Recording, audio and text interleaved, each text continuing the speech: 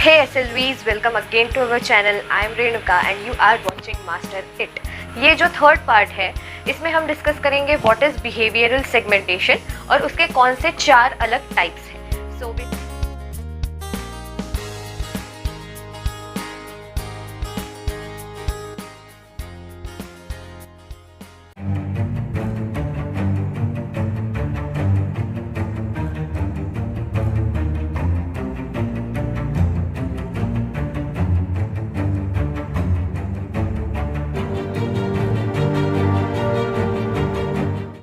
Hey SLVs, welcome again to our channel. I am Renuka and you are watching Master It.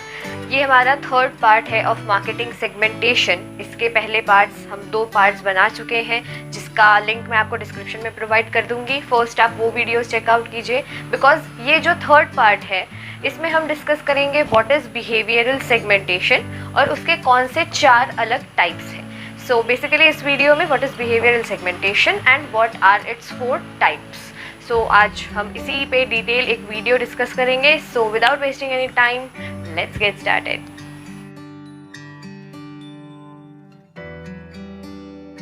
अब हमारा second type of segmentation है behavioural segmentation. ये एक ऐसा type है segmentation का जो डिवाइड करता है कस्टमर्स को on the basis of their behaviour pattern, behavioural patterns जब वो किसी पर्टिकुलर बिजनेस या वेबसाइट से इंटरैक्ट होते हैं. अब इंटरैक्ट होने का मतलब होता है कि आप किसी पर्टिकुलर बिजनेस या वेबसाइट को एक्सप्लोर कर रहे हैं, आप उसे चेकआउट कर रहे हैं, उसकी सारी डिटेल्स आप ले रहे हैं. सो उसे इंटरैक्ट करना बोलते हैं. लाइक अगर मुझे कोई फर्नीचर चाहिए तो मैं किसी फर्नीचर का बिजनेस, जो फर्नीचर बिजनेसेस हैं उसे मैं ओपन करूँगी या फिर उसकी कोई वेबसाइट होगी उसे मैं ओपन करूँगी. देन उसे मैं उसकी सारी डिटेल्स मैं चेकआउट करूँगी, मेरी क्या डिमांड्स हैं उस हिसाब से वो सारी जो उसे एक्सप्लोर करूँगी मैं according to my needs and my behavioural patterns है, उसे इंटरैक्ट करना बोलते हैं. Like so this is a very simple example. अब बिहेवियरल सेगमेंटेशन को और ज़्यादा डिटेल में समझने से पहले हम उसके कुछ फ़ायदे जान लेते हैं कि क्यों ज़रूरी होता है बिहेवियरल सेगमेंटेशन. फर्स्ट हमारा फ़ायदा होता है कि ये आइडेंटिफाई करता है द मोस्ट एंगेज्ड यूज़र्स को. आप कोई शॉपिंग वेबसाइट ओपन करते हो, अब आपकी ये आदत बन चुकी है, जब भी आप फ्री टाइम में होते हो तब आप वो शॉपिंग वेबसाइट उसका ऐप खोल लेते हो एंड देन आप जस्ट स्क्रॉल डाउन करते हो एंड काफ़ी सारा टाइम आप उसमें अपना स्पेंड करते हो क्योंकि ये आपकी आदत बन चुकी है. आप होम पेज खोलते हो उस ऐप की, आपको जो सजेस्टेड आइटम्स होते हैं उसे आप चेकआउट करते हो, कुछ अच्छा लगे तो आप विश लिस्ट करते हो, अगर सजेस्टेड आइटम्स आपको अच्छे ना लगे तो देन आप अपनी नीड एंड आपके फेवरेट प्रोडक्ट्स के हिसाब से आप सर्च करते हो, देन उसमें कुछ विश लिस्ट करते हो, देन ऐड टू कार्ट करते हो एंड देन फाइनली आप उसे ऑर्डर करते हो. सो ये सारी जो प्रोसेस है ये शो करती है कि आप उस पर्टिकुलर कंपनी या फिर उस पर्टिकुलर शॉपिंग वेबसाइट से कितने लॉयल हो, आपको उनके प्रोडक्ट्स की कितनी नॉलेज है, आप उनके प्रोडक्ट से सेटिस्फाइड हो या नहीं हो और आप अपना टोटल कितना टाइम उस वेबसाइट पे स्पेंड करते हो. तो ये आपका बिहेवियरल पैटर्न शो करता है बिहेवियरल सेगमेंटेशन की वजह से. सो this is the first importance. आगे हम देखते हैं कि और क्या क्या इम्पॉर्टेंस है बिहेवियरल सेगमेंटेशन के. हमारा सेकेंड इम्पॉर्टेंस है कि ये segmentation it provides refined and personalised experiences.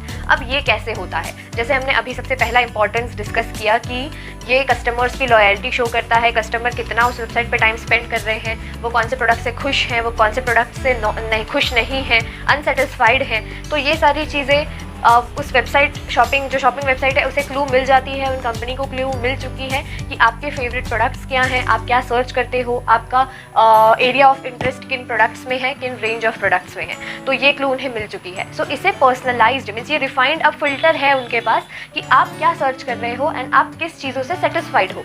तो अब इसे एक पर्सनल टच देने के लिए कंपनीज आपको मेल्स भेजती है. लाइक उन्हें फेस्टिवल्स पे आपको मेल्स आ जाएंगे आपके फेवरेट प्रोडक्ट्स के कि इतना डिस्काउंट है, इतनी वेराइटीज़ है, ये कंपनीज जो आपकी फेवरेट कंपनीज भी होंगी, ब्रांड्स होंगे, उनके ब्रांड्स का आपको सारी चीज़ें शोकेस की कर देते हैं मेल्स पे कि ये अभी स्टॉक में है, ये हमारा न्यू लॉन्चिंग है. तो इस टाइप की मेल्स आपको प्रोवाइड होते ही होंगे क्योंकि मुझे बहुत सारे मेल्स ऐसे प्रोवाइड होते हैं.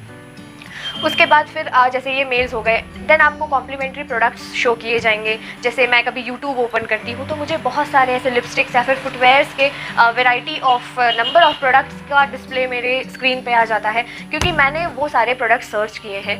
मुझे उस चीज़ों में इंटरेस्ट है। तो उस कंपनी ने क्या किया, उस कंपनी ने आइडेंटिफाई कर लिया कि मैं किन चीज़ों को सर्च करती हूँ सबसे ज़्यादा, तो उन्होंने वो रिफाइन कर लिया, फ़िल्टर कर लिया, एंड देन उसे एक पर्सनलाइज टच देने के लिए उन्होंने मेरी सोशल मीडिया साइट्स पे उन प्रोडक्ट्स की और वेराइटीज़ को शो करना चालू कर दिया। एंड ये चीज़ें बहुत ज़्यादा पॉजिटिवली भी इफ़ेक्ट करती हैं कस्टमर्स पे, क्योंकि अगर मुझे कोई प्रोडक्ट अच्छा लगा, दैट प्रोडक्ट हिटेड मी, सो मैं उसे क्लिक करूँगी, एटलीस्ट मैं एक बार डिटेल्स तो चेक करूँगी ही अगर मुझे वो डिस्प्ले में अच्छा लग रहा है। सो ये एक काफ़ी पॉजिटिवली इफेक्ट करता है कस्टमर को भी, क्योंकि उसे लगता है कि मुझे जो चीज़ें पसंद है वही चीज़ें और मुझे रिकमेंडेशंस में आ रही हैं, तो मुझे अलग से कुछ बहुत ज़्यादा सर्च करने की ज़रूरत नहीं है, मेरी मेहनत बच रही है बेसिकली, या फिर स्पेशल फील होता है। तो ये पॉइंट हमने अभी जस्ट जो डिस्कस किया, इसकी वजह से क्या होता है, आपकी ब्रांड लॉयल्टी बढ़ जाती है, लोग आपके ब्रांड के लिए लॉयल होने लग जाते हैं, क्योंकि जब कस्टमर को ये फील आता है ना कि वो थ्रू आउट उसके कस्टमर जर्नी में अटेंडेड फील करता है, कंपनी उसको प्रॉपरली अटेंड कर रही है, उसकी क्या पसंद है क्या ना पसंद है उसके हिसाब से, इसकी वजह से फिर ब्रांड लॉयल्टी भी बढ़ती है। सो ये था हमारा सेकेंड इम्पॉर्टेंस। सो हमारा first type of behavioural segmentation है segmentation by purchase and usage behaviour. So हमारा परचेज मीन्स खरीदने और हमारे यूज़ करने के बिहेवियर पे बेस्ड जो है वो ये सेगमेंटेशन है, बिहेवियरल सेगमेंटेशन है, जो हमारे परचेज और यूसेज के बिहेवियर पे डिपेंड करता है। सो हम इसे समझते हैं डिटेल में। ये सेगमेंटेशन बेस्ड होता है उन चीज़ों पे, हम कुछ भी परचेज करने के डिसीजन लेने से पहले जो बहुत ज़्यादा वेरी करने वाले ट्रेंड्स होते हैं, बहुत ज़्यादा वेरी करने वाले हमारे बिहेवियर्स होते हैं हमारा परचेज डिसीजन लेने से पहले। हम कोई भी चीज़, कोई भी प्रोडक्ट हम जब फाइनल करते हैं उससे पहले जो बहुत ही ज़्यादा भयंकर दिमाग में हमारे चल रहा होता है तूफान, बहुत ज़्यादा सैकड़ों हमारे ख्याल चल रहे होते हैं, वो होता है segmentation by purchase and usage behaviour.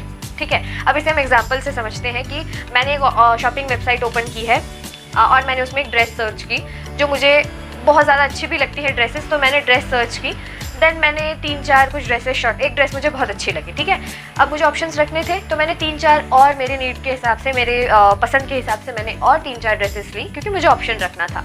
Then मैंने फाइनली मेरे पास 3 से 4 ड्रेसेस हैं जो मैं विश लिस्ट करके रखी हूँ, जिसमें से मुझे अब चॉइस करना है कि मुझे इनमें से क्या लेना है ना। तो अब मैं उनके रेटिंग्स चेक करूँगी, उनके रिव्यूज़ चेक करूँगी, उनका रियल इमेजेस में चेक करूँगी, तो ये सारी टेक्निकल चीज़ें हो गई। अब मेरे दिमाग में ऐसे ऐसे ख्याल आएंगे कि मैं ये ड्रेस लूँ कि नहीं लूँ, फिर मैं लूँ कि नहीं लूँ, मम्मी को पसंद आएगी कि नहीं आएगी, मेरे पैसे डूब गए तो, या फिर अभी उतनी ज़रूरत है मुझे ये ड्रेस लेने की कि फालतू पैसे अटका रही हूँ मैं, अभी तो कुछ है ही नहीं त्यौहार, तो मैं पहनूंगी कब, पैसे वेस्ट हो गए मेरे, तो चलो कोई नहीं, अगर नहीं अच्छी लगती है तो हम उसे रिटर्न करवा देंगे। तो ऐसे जो सैकड़ों भयंकर सीरियस जो विचार हमारे दिमाग में आते हैं हम कुछ भी फाइनल करने से पहले, तो ये होते हैं हमारे परचेज डिसीजन पर, जो हमारा परचेज बिहेवियर होता है, यूसेज बिहेवियर होता है, ये उसे शो करते हैं। तो ये सारे विचार करने के बाद फाइनली वो ड्रेस ऑर्डर करती, ठीक है। तो ये जो हमने अभी सारी जर्नी देखी, हमारी जो परचेज जर्नी देखी, ये बेस्ड थी और ये इफ़ेक्ट हुई मेरे परचेज एंड यूसेज बिहेवियर से। सो यही था हमारा first type of behavioural segmentation, which is segmentation based on purchase and usage behaviour. अब हमारा second type of behavioural segmentation है सेगमेंटेशन ऑन बेसिस या फिर based on occasion and time based purchase. अब ये उन कस्टमर्स को कैटेगराइज करता है जो ओकेजन के हिसाब से, किसी पर्टिकुलर ओकेजन के हिसाब से ही परचेज करते हैं, चाहे वो कोई फेस्टिवल्स हों, चाहे वो बर्थडे पार्टीज़ हों, चाहे वो वेडिंग सीजन हो, या फिर बहुत सारी, या फिर नेशनल फेस्टिवल्स हों। तो आजकल ये सारे तो ओकेजन्स ही आते हैं ना, बट ये यहीं तक लिमिटेड नहीं है। आज ऐसी ट्रेंड्स चल रही हैं कि लोग ऑफिस के बाद हैप्पी आवर्स एंजॉय करते हैं, उसे सेलिब्रेट करते हैं, टारगेट अचीव होता है तो उसे सेलिब्रेट किया जाता है, अगर आपकी बिजनेस डील क्रैक होती है तो वो सेलिब्रेट की जाती है, एंड ये सारी चीज़ें सेलिब्रेट होती है केक कटिंग से, आपकी स्वीट डिस्ट्रीब्यूशन से। तो अगर आपने कभी नोटिस किया होगा, अगर हम इन सारी ओकेजन्स को हम ध्यान में रखते हैं तो इतने सारे बेकरी शॉप्स आज ओपन हो चुके हैं। हमारे बचपन में कभी आपने नोटिस किया होगा तो 3 से 4 बेकरी शॉप्स भी नहीं होते थे एक लोकेलिटी में, बट आज इतने बेकरी शॉप्स हैं। एंड अदर दैन दैट लोग घर से भी अपना बेकरी बिजनेस जो है वो बहुत ही सक्सेसफुली रन कर रहे हैं। तो कौन खरीद रहा है इतने सारे केक्स? क्योंकि इतने ओकेजन्स लोग अब सेलिब्रेट करने लग गए हैं, ओकेजन वाइज वो परचेज करने लग गए हैं, हर ओकेजन पे केक परचेज किया जाता है, तो इसीलिए ये इतने सारे बिजनेस सक्सेसफुली रन हो रहे हैं। ना ही सिर्फ बिस्किट्स, बट हम इसमें कैडबरी का भी एग्जांपल ले सकते हैं। उस कंपनी ने बिहेवियरल सेगमेंटेशन के इस सेकेंड पार्ट को बहुत ही अच्छे से यूज़ किया है, जो कस्टमर्स को बहुत स्ट्रांगली हिट करता है। कैडबरी की आप एड्स देखेंगे तो हर ओकेजन पे उसकी एक अलग ऐड होती है, या तो उसका एक अलग प्रोडक्ट ही वो लॉन्च कर देती है। वैलेंटाइंस डे के लिए उन्होंने एडवर्टाइजमेंट तो अलग थी ही जो उस पर्टिकुलर इमोशन को हिट करे, बट उन्होंने एक अलग न्यू प्रोडक्ट ही लॉन्च कर दिया, पॉपअप हार्ट वाली कैडबरी। कुछ अलग नहीं है उसमें, एक बड़ी कैडबरी है जिसमें सिर्फ एक पॉपअप हार्ट ही डिफरेंट है। सो वो आपके कपल्स को उन्होंने टारगेट किया था, जो इमोशनली उनके ओकेजन परचेज डिसीजन को वो अफेक्ट करेगा। देन होली में हम स्वीट्स बांटते हैं लोगों के घर जाके, तो कैडबरी का कहना ये था कि आप कुछ अलग कीजिए, कुछ मीठा हो जाए, तो सिर्फ मिठाई ही तो मीठा नहीं कर सकती, आप कैडबरी बांटिए। दिवाली पे हम खरीदते हैं स्वीट्स, तो आप कैडबरी किसी को गिफ्ट कर सकते हैं, जो कि अलग भी लगेगा और ओकेजन बेस्ड उनका डिसीजन भी हो गया, परचेज डिसीजन भी इफेक्ट हो गया।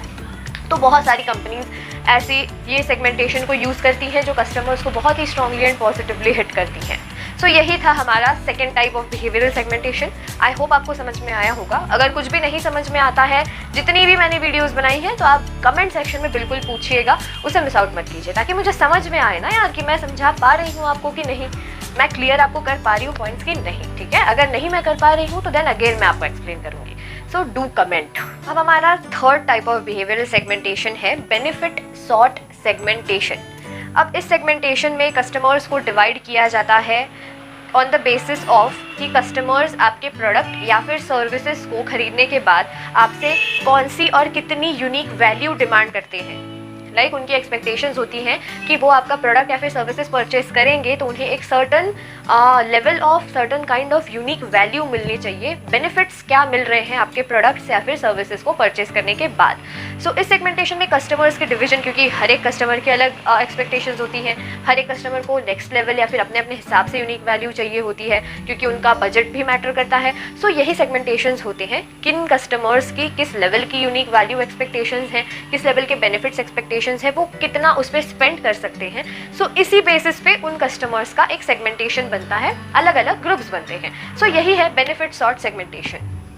अब हम कुछ भी खरीदते हैं, परचेज करने जाते हैं, तो हम दिमाग में ये रखते हैं कि हमें एक सर्टन अमाउंट ऑफ बेनिफिट उस प्रोडक्ट या सर्विसेज से मिलेगा या फिर गेन होगा। फॉर एग्जांपल अगर हम फेस वॉश खरीदते हैं तो हम अपने अपने बेनिफिट क्राइटेरिया या फिर अपने अपनी नीड्स क्राइटेरिया को ध्यान में रखते हुए उस प्रोडक्ट का सिलेक्शन करते हैं। फॉर एग्जांपल अगर मैं फेस वॉश खरीदने जाती हूँ तो मेरी स्किन ड्राई है, तो मुझे moisturising and nourishing face wash चाहिए। रोज़ ऑफिस जाके ट्रैवलिंग में बहुत ज़्यादा डस्ट एंड डर्ट हो जाती है फेस पे, तो मुझे क्लिनजिंग भी उसमें चाहिए। तो ये सारी मेरी डिमांड्स हो गई जो कंपलसरीली मुझे चाहिए ही। तो मैं अपनी नीड्स के हिसाब से, अपने बेनिफिट क्राइटेरिया के हिसाब से ये प्रोडक्ट्स सर्च करूँगी एंड परचेज करूँगी। बट अगर मुझे एक फेस वॉश ऐसा मिल जाता है जिसमें मुझे मॉइस्चराइजिंग भी मिल रही है, क्लिनजिंग भी मिल रही है एंड सारी चीज़ें नरिशिंग भी मिल रही है, बट उसमें एक वैल्यू एडिशन है जो वो मुझे यूवी प्रोटेक्शन भी प्रोवाइड कर रहा है एज अ सनस्क्रीन, और जो कंपेयर टू दूसरे प्रोडक्ट्स में नहीं है, तो ये मेरे लिए हो गया एक बेनिफिट जो मुझे वो प्रोडक्ट खरीदने से एक्स्ट्रा एक value addition benefit, unique value हम जो बोलते हैं, वो मुझे मिल रही है। क्योंकि उसमें मेरी सारी बेसिक नीड्स जो मुझे है वो तो है ही, बट जो मुझे चाहिए नहीं वो भी उसमें है। सो मेरे लिए तो वो फ़ायदे वाली बात हो गई, क्योंकि वो दूसरे कंपेयर टू दूसरे फेस वॉश उसमें नहीं है। तो ये हो गई मेरी यूनिक वैल्यू, एक बेनिफिट जो मुझे उस प्रोडक्ट को परचेज करने से मिल रहा है, और कंपेयर टू अदर प्रोडक्ट्स, बाकी प्रोडक्ट्स में वैसा कुछ भी नहीं है। सो मैं वो प्रोडक्ट चूज़ करूँगी जिसमें मुझे कुछ परचेज करके यूनिक मिल रहा है विथ माई बेसिक नीड्स। तो यही है बेनिफिट सॉर्ट सेगमेंटेशन। कस्टमर्स उन्हीं प्रोडक्ट्स को प्रेफरेंस देते हैं जो उनकी बेसिक नीड्स के साथ साथ कुछ अलग भी उन्हें दे, वो चाहे बहुत छोटी चीज़ ही क्यों ना हो, कुछ अलग चाहिए होता है सेम प्रोडक्ट में। सो यही है बेनिफिट सॉर्ट। हमारा fourth type of behavioural segmentation है segmentation based on customer loyalty. ये सेगमेंटेशन मेजर करता है कि आप अपने ब्रांड से कितने लॉयल हो, कितने अटैच्ड हो, इधर थ्रू देयर रिवॉर्ड प्रोग्राम्स, इधर through your number of purchases, या फिर उनकी general engagement activities with their marketing efforts. तो ये सेगमेंटेशन हेल्प करता है टू ज़ीरो इन, जिसका मतलब फोकस करता है रिपीट कस्टमर्स पे, उनकी नीड्स पे, उनके बिहेवियरल पैटर्न्स पे और बहुत सारे क्राइटेरियाज पे ये सेगमेंटेशन फोकस करता है। अब रिपीट कस्टमर्स जो होते हैं उनके परचेज की वजह से जो रेवेन्यू जनरेट होता है, उसके फ़ायदे के साथ साथ लॉयल कस्टमर्स जो होते हैं वो यूज़फुल होते हैं रेफरल्स में। हम अपना फेवरेट प्रोडक्ट किसी को रिफ़र करते हैं, जैसे हम वर्ड ऑफ माउथ भी बोलते हैं, हम उसके बेनिफिट्स बताते हैं कि इस प्रोडक्ट के क्या क्या बेनिफिट्स हैं, क्यों अच्छा है ये प्रोडक्ट। हम उसका फीडबैक देते हैं कि यूज़ करने के बाद वो प्रोडक्ट हमें कैसा लगा और उसके सच में वो फ़ायदे हैं या नहीं हैं। हम पोस्ट परचेज फीडबैक देते हैं उस प्रोडक्ट का। सो इसकी वजह से, और ये सारी चीज़ें करते हैं आपके रिपीट कस्टमर्स, एग्जिस्टिंग कस्टमर्स कह लीजिए उन्हें, या फिर आप रिपीट कस्टमर्स कह लीजिए। जो लॉयल कस्टमर्स होते हैं वही होते हैं आपके रिपीट भी और एग्जिस्टिंग कस्टमर्स भी। सो इन सारी टेक्निक्स की वजह से जो है कंपनीज़ को बहुत ज़्यादा फ़ायदा होता है। सो ये था हमारा 4th type of segmentation, which is segmentation based on loyal customer. So मेरे SLVs, इस वीडियो का हम आज यही एंड करते हैं। This is the end of video. आज की वीडियो में हमने क्या क्या डिस्कस किया है वो एक शॉर्ट में हम थोड़ा सा समझ लेते हैं। सबसे पहले हमने व्हाट इज़ बिहेवियरल सेगमेंटेशन, ये एक शॉर्ट में समझा। देन इसके क्या इंपॉर्टेंस है, ये 2 इंपॉर्टेंस हमने चेक किए। देन उसके बाद हमने 4 टाइप्स ऑफ, जो मेजर टाइप्स हैं बिहेवियरल सेगमेंटेशन के, वो हमने डिस्कस किए हैं। आप बिल्कुल भी वीडियो एंड तक देख रहे हो, यही मैं समझ रही हूँ, क्योंकि आप कुछ भी पार्ट मिस आउट करोगे ना किसी भी वीडियो का, तो वो आपके लिए ही ज़्यादा नुकसान के लिए है, क्योंकि सारी चीज़ें इंटरलिंक्ड हैं। सो पूरा वीडियो देखना, अगर कोई पार्ट स्किप किया भी है तो वो फिर से एक बार जाके चेकआउट कर लो, ठीक है। सो नेक्स्ट वीडियो में हम, अब जैसे ये हमारा सेकंड टाइप ऑफ सेगमेंटेशन था, तो नेक्स्ट वीडियो में हम 3rd type of segmentation discuss करेंगे पूरी डिटेल में। सो मिलते हैं हमारी नेक्स्ट वीडियो पे। आज के लिए इतना ही। So like, share and subscribe to my channel and do comment जो भी आपको डाउट आ रहा है। हम सारी चीज़ें डिस्कस करेंगे, सॉल्व आउट करेंगे, एंड या do comment. So that's all for today. Bye bye.